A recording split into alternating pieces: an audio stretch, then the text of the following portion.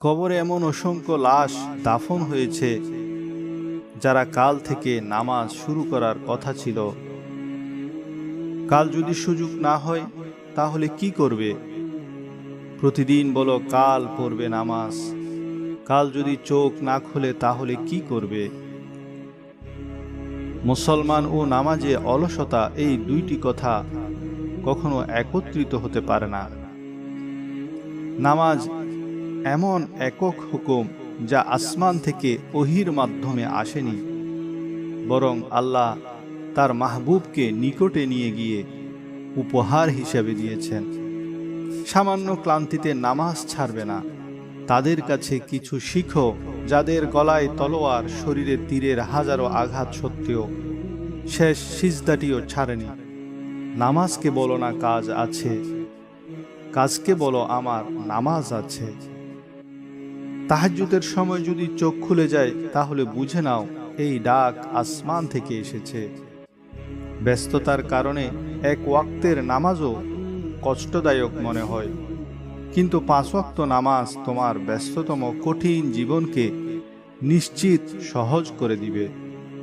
নামাজের 5টি পুরস্কার: দারিদ্রতা দূর, কবর আযাব মাফ, ডান হাতে আমলনামা, দ্রুত পুলসিরাত পার, বিনা হিসাবে জান্নাত।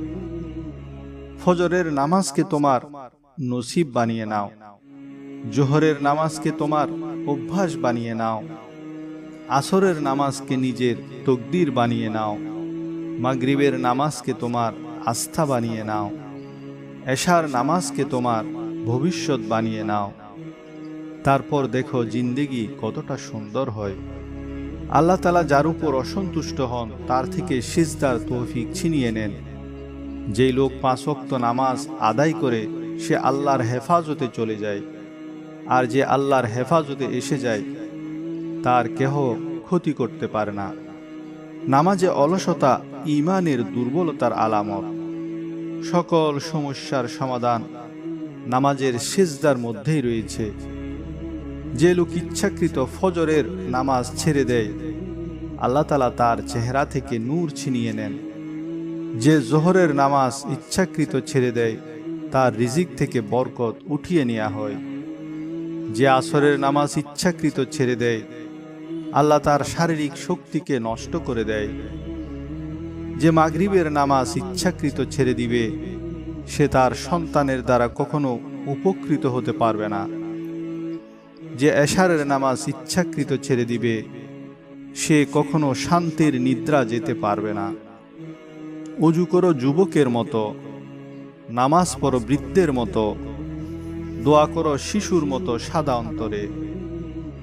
3 প্রকার লোক এমন যাদের নামাজ কবুল হয় না: এমন গোলাম যে মালিকের অনুমতি ছাড়া পালিয়ে যায়, যতক্ষণ মালিকের কাছে ফিরে আসে না তার নামাজ কবুল হয় না।